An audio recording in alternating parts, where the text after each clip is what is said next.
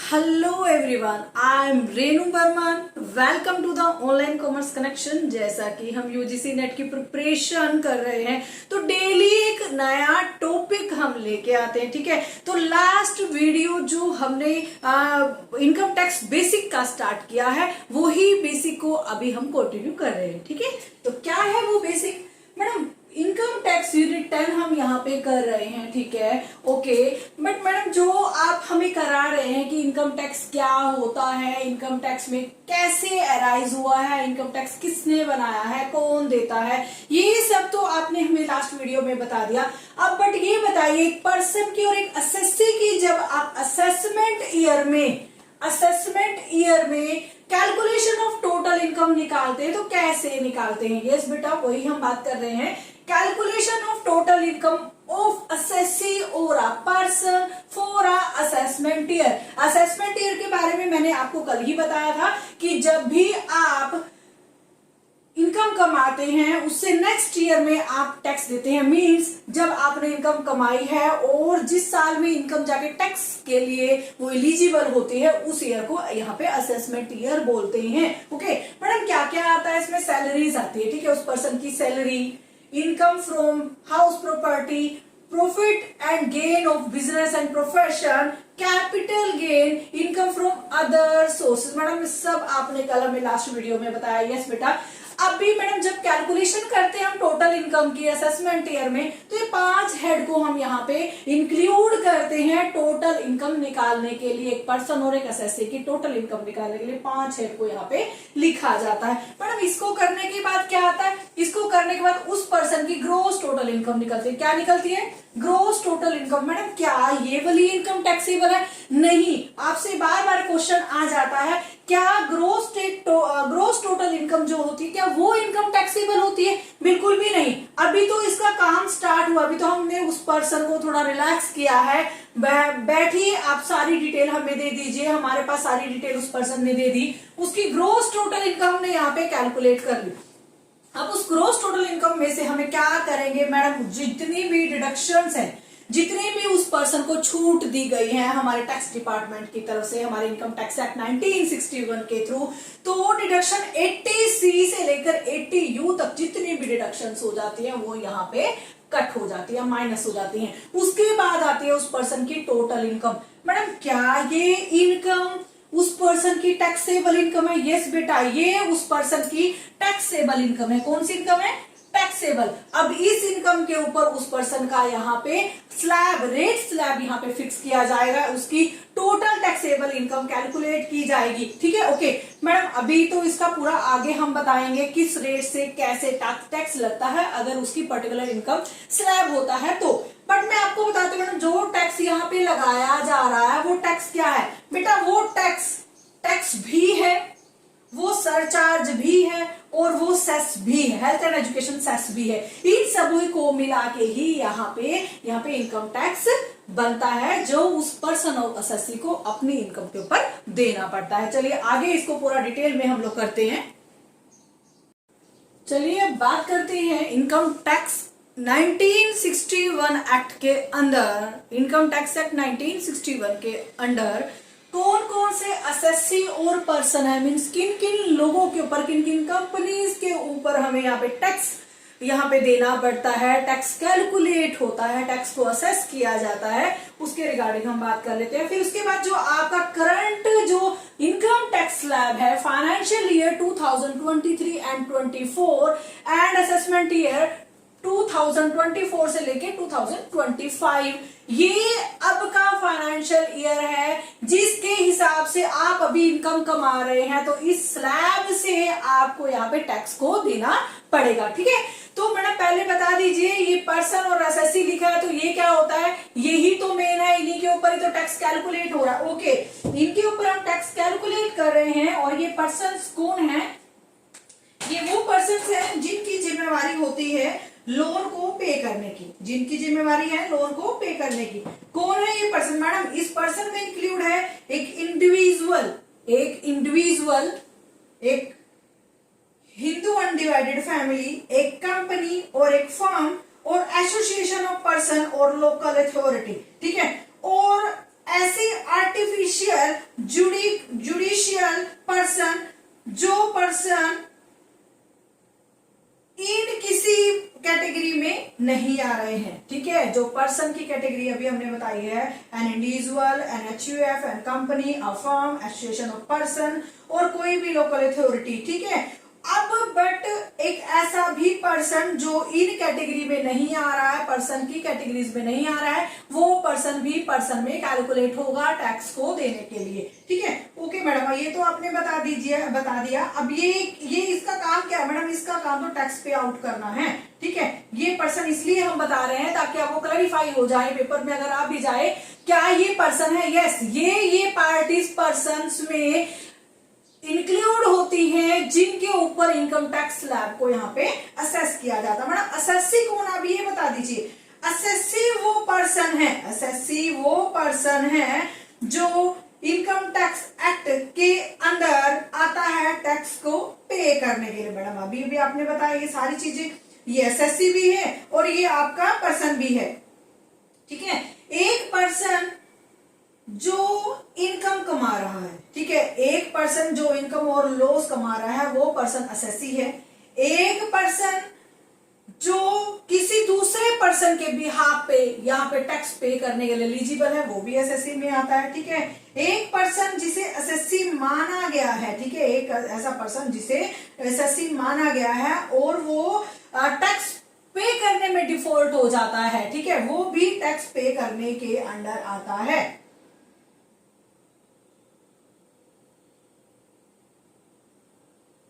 चलिए अब इसके स्लैब के बारे में बात कर लेते हैं। स्लैब क्या है मैडम? स्लैब क्या है? देखो, ये इनकम टैक्स एक्ट जो स्लैब दिया गया है ये आपका फाइनेंशियल ईयर 2023 से लेके 2024 मींस जो फाइनेंशियल ईयर अभी आपका चल रहा है, जिस फाइनेंशियल ईयर में आप इनकम कमा रहे हैं, इनकम को अर्न कर रहे हैं, इस स्लैब के अंडर रहकर ही आपको यहाँ पे टैक्स देना पड़ेगा। बट गवर्नमेंट ने यहाँ पे कुछ दो रूल यहाँ पे लेके आई है। गवर्नमेंट ने कुछ रियायत आपको दी है, आपको दो ऑप्शन दिए। क्या ऑप्शन दिए?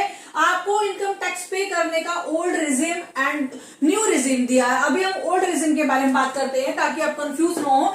अगर कोई पर्सन नॉर्मल एसएससी है या पर्सन है जो टैक्स की कैटेगरी में आ रहा है, जिसके ऊपर टैक्स को डिडक्ट किया जा रहा है, जिससे टैक्स को चार्ज किया जा रहा है, ये ओल्ड रिजिम उसी के ऊपर ही एप्लीकेबल होता है। मैडम क्या है ये बता दीजिए। इनकम टैक्स स्लैब जो न्यू है, याद रखिए बेटा, अभी जो फाइनेंशियल ईयर 2023 और 24 लगा हुआ है उसके अकॉर्डिंग आपको ये स्लैब फॉलो करना है। इस स्लैब के अकॉर्डिंग ही आपको यहाँ पे टैक्स देना पड़ेगा। मैडम ये बता दीजिए क्या है स्लैब। देखो, अगर किसी पर्सन की इनकम 2.5 लाख तक है, अगर किसी पर्सन की इनकम 2.5 लाख से कम या फिर 2.5 लाख तक है तो, और वो पर्सन 60 साल से कम है, अगर वो पर्सन 60 साल के से कम है तो उसके ऊपर कोई भी टैक्स यहाँ पे नहीं लगेगा। अगर सीनियर सिटीजन है, 60 साल से ज्यादा बट 80 साल से कम है, 60 साल से ज्यादा बट 80 साल से कम है, उसको भी यहाँ पे कोई भी टैक्स पे नहीं करना पड़ेगा। ओके, अब सुपर सीनियर की बात करें मैडम, सुपर सीनियर कौन? जो 80 ईयर से ज्यादा है, 80 ईयर से ज्यादा है, उसको भी यहाँ पे कोई भी टैक्स पे नहीं करना पड़ेगा। गवर्नमेंट ने बोला भाई 2.5 लाख तक हम छूट देते हैं। हमें पता है अगर किसी पर्सन की इतनी इनकम होती है 2.5 लाख तक होती है तो वो क्या खाएगा और क्या निचोड़ेगा, सुना है ना। तो यहाँ पे गवर्नमेंट ने रियायत दे दी है 2,50,000 तक। अब 2,50,000 से लेके 3 लाख तक, मैडम 2.5 लाख से लेके 2.5 लाख से लेके 3 लाख तक क्या है 5% है उस इंडिविजुअल को जिसकी एज 60 ईयर से कम है। सीनियर जो है 60 ईयर से ज्यादा बट 80 ईयर से कम है, उसको यहाँ पे कोई टैक्स नहीं देना पड़ेगा। अभी भी उसको यहाँ पे रियायत दे दी गई है। सुपर सीनियर को भी यहाँ पे रियायत दे दी गई है। अब 3 लाख से लेके 5 लाख तक अगर किसी पर्सन की इनकम है, 3 लाख से लेके 5 लाख तक अगर किसी पर्सन की इनकम है और वो इंडिविजुअल 60 ईयर से कम है तो उसका यहाँ पे स्लैब चेंज हो जाता है, उसको यहाँ 5% देना पड़ेगा। अब भाई साहब सीनियर को बहुत छोड़ लिया, अब सीनियर 20 कैटेगरी में आएगा, सीनियर को भी 5% यहाँ पे टैक्स अपनी इनकम के ऊपर देना पड़ेगा। अगर उसकी इनकम 3 लाख से लेके 5 लाख तक है तो सुपर सीनियर को अभी भी छोड़ दिया। अरे भाई साहब बहुत बुढ़े लोग हैं, इन लोगों से टैक्स वसूलेंगे तो ये खाएंगे क्या? ठीक है, अभी तो ये खुद ही डिपेंडेंट है दूसरे लोगों के ऊपर, तो इनको अभी तक यहाँ पे हमारी टैक्स कैटेगरी में इंक्लूड नहीं किया गया है। अब हमारा जो स्लैब आता है 5 लाख से लेके 10 लाख तक, मैडम 5 लाख से लेके 10 लाख तो अमाउंट बहुत ज्यादा होती है। अब इस कैटेगरी में अगर कोई पर्सन कोई इनकम कमा रहा है, इस कैटेगरी में अगर कोई पर्सन या एसएससी इनकम कमा रहा है 5 लाख से लेके 10 लाख तक, तो उसको 20% यहाँ पे टैक्स देना पड़ेगा अगर उसकी एज 60 ईयर से कम है तो। Madam super senior and senior का क्या होगा? सीनियर देखिए वो सीनियर जिसकी एज 60 से ज्यादा है बट 80 से कम है, उसको भी यहाँ पे 20% टैक्स देना पड़ेगा। मैडम अब सुपर सीनियर का क्या होगा? सुपर सीनियर को अभी भी छोड़ेंगे? बिल्कुल भी नहीं, सुपर सीनियर को अब खींच के लेके आएंगे। भाई साहब इतनी इनकम आप कमा रहे हो, इट मीन्स आप किसी के ऊपर डिपेंड नहीं हो, आप अच्छे बिजनेसमैन हो, तो आप क्या करिए, हमें इनकम यहाँ पे दे दीजिए। ठीक है, आप बहुत तेज दिमाग अभी भी चलता है इस एज में, तो अभी भी हम आपसे यहाँ पे टैक्स लेना शुरू कर देते। तो 20% हम सुपर सीनियर से ले रहे हैं जिसकी एज 80 ईयर या फिर 80 ईयर से ज्यादा है। तो अगर कोई पर्सन 10 लाख से ज्यादा भी इनकम कमाता है, अगर कोई पर्सन 10 लाख से ज्यादा कमाता है तो उसकी कैटेगरी है 30%, सीनियर में 30%, सुपर सीनियर में 30%। ये हो गया आपका ओल्ड रिजिम। अब हम आपके न्यू रिजिम के बारे में बात करते हैं कि इनकम टैक्स ने बोला अगर आप कोई इनकम कमाते हो, आप सीनियर हो, इंडिविजुअल हो, सुपर सीनियर हो, तो आप ओल्ड रिज्यूम के अंडर हमें टैक्स पे कर सकते हैं। बट अगर आप इस स्लैब से खुश नहीं है तो मैं आपको दूसरा ऑप्शन देता हूं। ओके, बात करते हैं न्यू रिज्यूम के बारे में। चलिए, जैसा कि मैंने बताया कि जो लोग इनकम टैक्स एक्ट 1961 के अंडर आए हुए जो अब का स्लैब है financial year 2023 and 24, assessment year 2024 to 25 satisfy नहीं है, तो इनकम टैक्स ने, डिपार्टमेंट ने उनको एक नया स्लैब दिया है, उसको बोला गया है न्यू रिज्यूम। अगर आप ओल्ड रिज्यूम के नहीं मानते हैं तो वो आपको न्यू रिज्यूम में यहाँ पे आ जाते हैं। तो मैडम क्या है ये स्लैब, आप बता दीजिएगा, उसको पूरा डिटेल में समझना बेटा कि अब उन पर्सन्स को क्या क्या यहाँ पे रिबेट नहीं मिलने वाली है, क्या क्या यहाँ पे डिडक्शंस नहीं मिलने वाली हैं जो उसको ओल्ड रिजिम में मिल रही थी। ठीक है, तो जो स्लैब यहाँ पे दिया गया है, अगर किसी पर्सन की इनकम 3 लाख तक है, कहा 3 लाख तक है, मीन्स कोई इंडिविजुअल है, सीनियर है, सुपर सीनियर है। अब हम यहाँ पे सब लोगों को मिला के चल रहे हैं। इनकम टैक्स डिपार्टमेंट बोलता है अगर आप ओल्ड रिजिम को नहीं मान रहे हैं, जहां पे हमने आपको अलग अलग कैटेगराइज किया है आपकी एज के अकॉर्डिंग, आपकी इनकम के अकॉर्डिंग आप नहीं मान रहे हैं, तो अब एक नए रिजिम जो आपके लिए आया है, हम वहां पे आपको एक सेम ही पर्सन एसएससी मान रहे हैं कि आप चाहे इस एज के हो, चाहे आप सीनियर हो या फिर आप सुपर सीनियर हो, सबको हम एक ही पर्सन यहाँ पे मान रहे हैं, सेम एज का यहाँ पे मान रहे हैं, उन्हीं के लिए ये स्लैब लेके आए हैं। अब हम यहाँ पे आपको एज का जो बेनिफिट दे रहे थे वो हम बंद कर रहे हैं अगर आप न्यू रिजिम में आते हैं तो। मैडम क्या है न्यू रिजिम? अगर किसी पर्सन की इनकम, पर्सन कौन है, वो इंडिविजुअल भी हो सकता है, सीनियर भी, सुपर सीनियर भी। अब यहाँ पे मैंने तीनों को मिलाया है, इट मीन्स ये सारे पर्सन है। अब यहाँ पे मैं एज वाइज यहाँ पे उनको अलग अलग नहीं कर रही हूँ, न्यू रिजिम के अंडर ये सब लोग एक ही पर्सन और एक ही एज के माने जाएंगे। अगर किसी पर्सन की इनकम 3 लाख रुपए तक है तो उसको कोई भी टैक्स यहाँ पे नहीं देना पड़ेगा।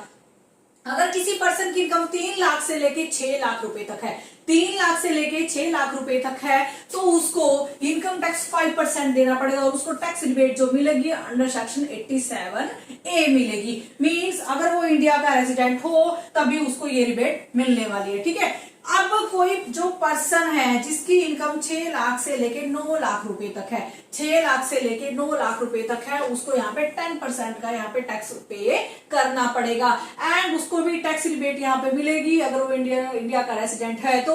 लेकिन जो रिबेट मिलेगी, जो कैलकुलेट होगी, अप टू 7 लाख तक यहाँ पे कैलकुलेट होगी जो उसकी इनकम होगी। 7 लाख तक उसको यहाँ पे ये रिबेट मिलेगी। जो बाकी के यहाँ पे आपके 2 लाख रुपए रह जाते हैं, ठीक है, 7 लाख तक बोला ना, तो अगर आपके यहाँ पे 2 लाख रुपए रह जाते हैं, उन 2 लाख रुपए के ऊपर आपको टोटल ही 10% यहाँ पे देना पड़ेगा, उसके ऊपर आपको कोई भी रिबेट नहीं मिलेगी। अगर उस पर्सन की इनकम 9 लाख से लेके 12 लाख रुपए तक है, अगर उस पर्सन की इनकम 9 लाख से लेके 12 लाख रुपए तक है तो उसको यहाँ पे 15% का टैक्स पे करना पड़ेगा। मीन्स 9 लाख से लेके 12 तक अगर उस पर्सन की इस स्लैब में आता है तो 15% उसको यहाँ पे टैक्स पे करना पड़ेगा। अगर वही पर्सन 12 लाख से लेके 15 लाख रुपए तक कमाता है तो उसको 20% तक यहाँ पे टैक्स स्लैब देना पड़ेगा। 20% रेट से उसको यहाँ पे अपनी इनकम के ऊपर टैक्स पे करना पड़ेगा। उस पर्सन की इनकम अगर 15 लाख से ज्यादा है तो क्लियर है कि उसको 30% यहाँ पे टैक्स पे करना पड़ेगा। अब बात करें मैडम अब अगर कोई पर्सन न्यू रिजिम में आता है तो ओल्ड रिजिम में वो नहीं आ पाएगा।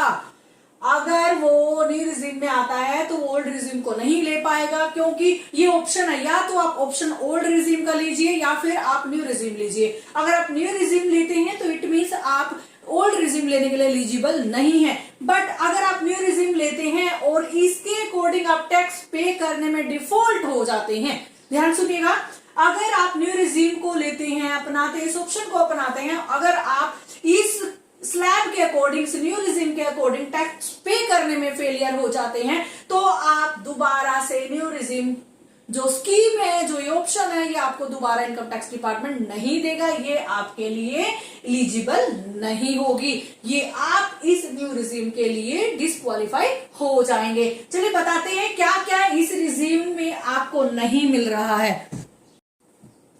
चलिए अब बात करते हैं, अगर वो पर्सन न्यू रिजिम को लेता है तो उसे क्या क्या डिडक्शंस अब यहाँ पे नहीं मिलने वाली हैं जो उसको ओल्ड रिजिम के थ्रू मिल रही थी।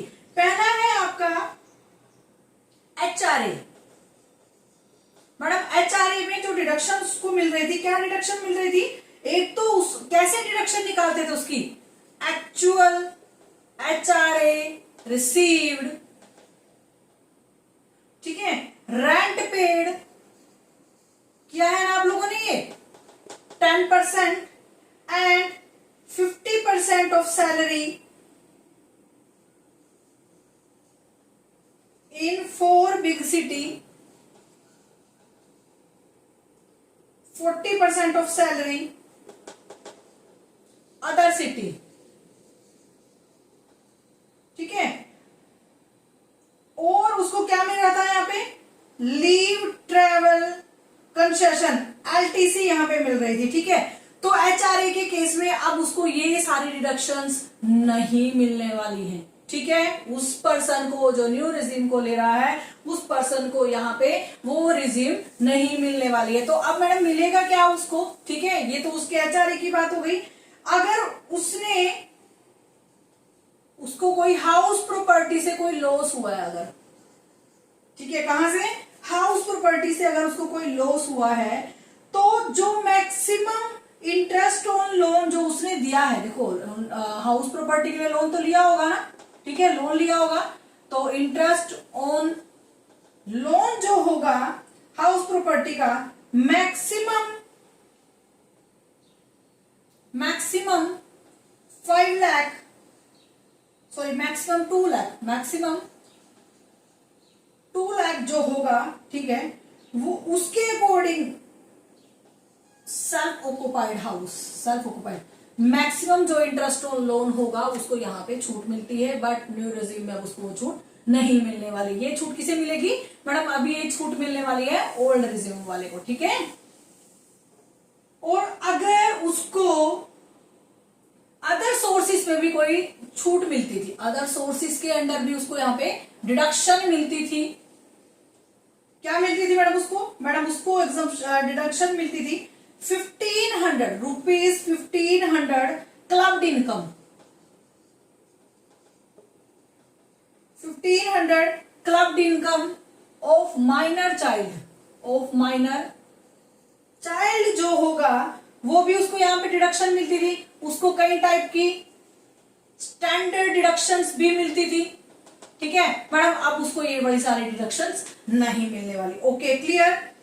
अब मैडम और क्या उसको, अभी जो इंपॉर्टेंट डिडक्शंस है आपकी 80C से लेके 80U तक, 80C से लेके 80U तक जो भी डिडक्शन थी वो भी सारी उसको नहीं मिलने वाली है। ठीक है, 80C से लेके 80U तक जो डिडक्शन थी वो भी उसको नहीं मिलने वाली है। क्यों नहीं मिलने वाले मैडम? अब उसने न्यू रिजीम को यहाँ पे अपना लिया है। ठीक है, ओके।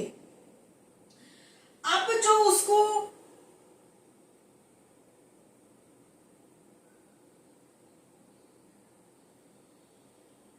ओके, अब आप उसको ये डिडक्शंस नहीं मिलने वाली है।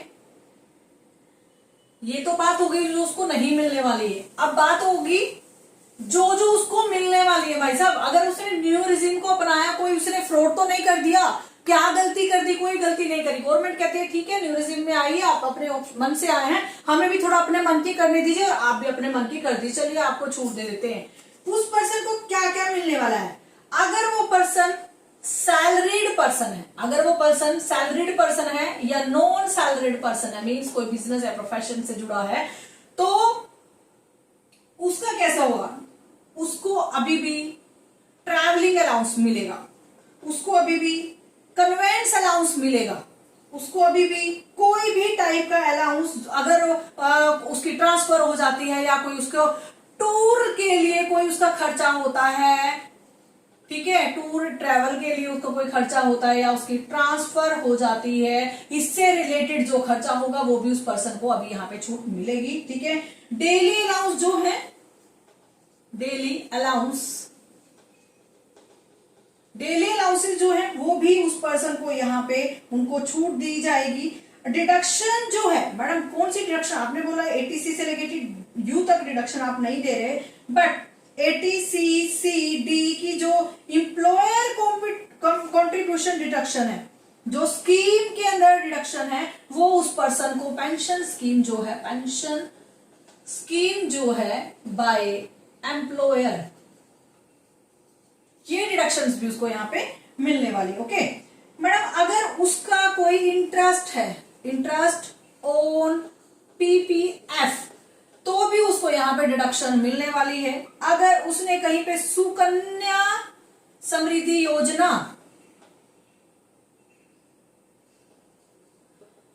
में कहीं पे इन्वेस्ट किया हुआ है, उससे रिलेटेड डिडक्शंस भी उसको मिलने वाली है। ठीक है मैडम, डेप्रिसिएशन भी उस पर्सन को यहाँ पे छूट मिलने वाली। यस मैडम, और क्या मिलने वाला है? अगर उसको कोई इंटरेस्ट पीपीएफ में मिला है, अगर कोई इंटरेस्ट उसको पीपीएफ में मिला है, पीपीएफ में अगर कोई इंटरेस्ट मिला है, वो भी उसको डिडक्शन यहाँ पे मिलने वाली है।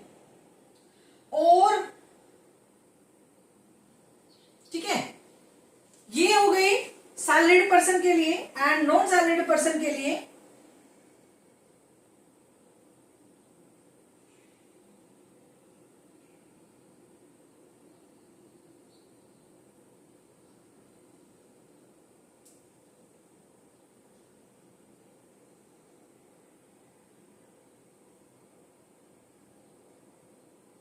नॉन सैलरी पर्सन के लिए क्या होता? ठीक है, ये सैलरी पर्सन को ट्रैवलिंग अलाउंस दे रहे थे, कन्वेंस अलाउंस दे रहे थे, उसका ट्रांसफर के रिकॉर्डिंग अगर कोई यहाँ पे खर्चा हुआ था, टूर में उनका खर्चा हुआ था, वो भी उसको यहाँ पे हम छूट दे रहे थे। डेली अलाउंसेस उसका है, अगर उसने कहीं पे पीपीएफ में इन्वेस्ट किया हुआ है वो भी उसको हम दे रहे थे। अगर उसको 80CCD पेंशन स्कीम में अगर उसके एम्प्लॉयर ने कोई कंट्रीब्यूशन किया हुआ है, वो भी हम इसको यहाँ पे छूट दे रहे थे। अगर उसको कोई पीपीएफ पे इंटरेस्ट मिला है, उसमें छूट दे रहे थे। सुकन्या योजना में उसको कोई यहाँ पे अगर कोई उसने इन्वेस्ट किया हुआ है तो वहां पे भी उसको हम छूट दे रहे थे। मैडम, नॉन सैलरीड पर्सन के लिए क्या है? नॉन सैलरीड पर्सन जो है डेप्रिसिएशन, क्योंकि देखो वो तो नॉन सैलरीड है तो बिजनेस प्रोफेशन से जुड़ा होगा, अगर उसकी एसेट्स वगैरह पे कोई डेप्रिसिएशन है तो वो उसको छूट दी जाएगी। ठीक है, ओके मैडम। दूसरा क्या मिलेगा? यहाँ पे अगर उसको इंटरेस्ट पीपीएफ पे मिल रहा है वो भी उसको यहाँ पे छूट मिलेगी। एंड अभी अगर उसके सुकन्या समृद्धि योजना पे कोई इंटरेस्ट उसको मिला हुआ है तो वहां पे भी उसको यहाँ पे छूट दी जाएगी। ठीक है, एंड अगर कोई फाइनेंशियल सर्विसेज से जुड़ा है, अगर वो किसी फाइनेंशियल सर्विसेज से जुड़ा है जो 80LA के अंडर आती है तो वहां पे भी उस पर्सन को छूट दी जाएगी। ये है आपका न्यू रिजीम अपनाने का फायदा। ठीक है, बेनिफिट जो है अगर आप न्यू रिजीम को लेते हैं तो। ठीक है, आइए आगे थोड़ा सा ये जो सेक्शन है 115BAC इसको क्लैरिफाई करते हैं। चलिए, सेक्शन 115 BAC न्यू रिजीम के अंडर उसको और कौन कौन सी डिडक्शंस, एग्जम्पशंस प्रोवाइड कराई गई है हमारी गवर्नमेंट ने। पहले गवर्नमेंट ने प्रोवाइड कराया है उसको एग्जम्पशन दिए, अगर उसको कोई ग्रेचुटी मिली है तो, कोई ग्रेचुटी मिली है तो वो ग्रेचुटी भी इसको यहाँ पे एग्जम्पशंस के तौर पे प्रोवाइड कराई जाएगी। सेक्शन 115 BAC के अंडर अगर कोई उसको कम्यूटेशन मिला है, कोई कम्यूटेशन मिला है पेंशन के ऊपर, अगर उसको कोई पेंशन के ऊपर कॉम्पिटिशन मिला है, कॉम्पिटिशन, तो वो भी उसको यहाँ पे एग्जम्पशंस दी जाएगी। अगर उस पर्सन को लीव इन कैशमेंट मिला है, लीव इन कैशमेंट मिला है, अगर उस पर्सन को कोई लीव इन कैशमेंट मिला है, सैलरीड पर्सन की बात हो रही है, ठीक है, कौन है ये, सैलरीड पर्सन, सैलरी लेने वाले person, gratuity, pension, commutation and leave in कैशमेंट।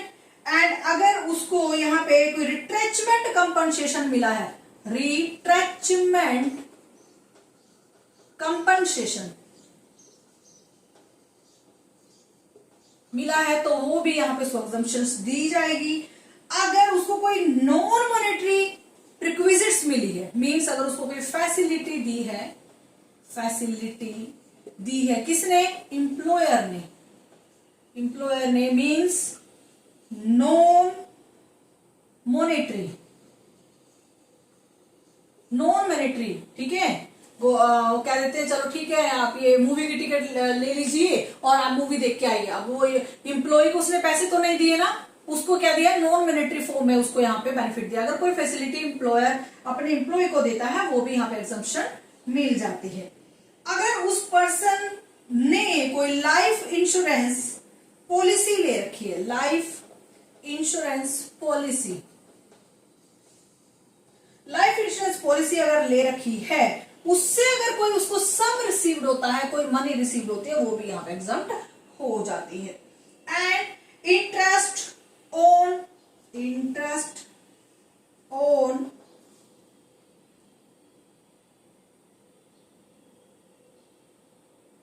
Interest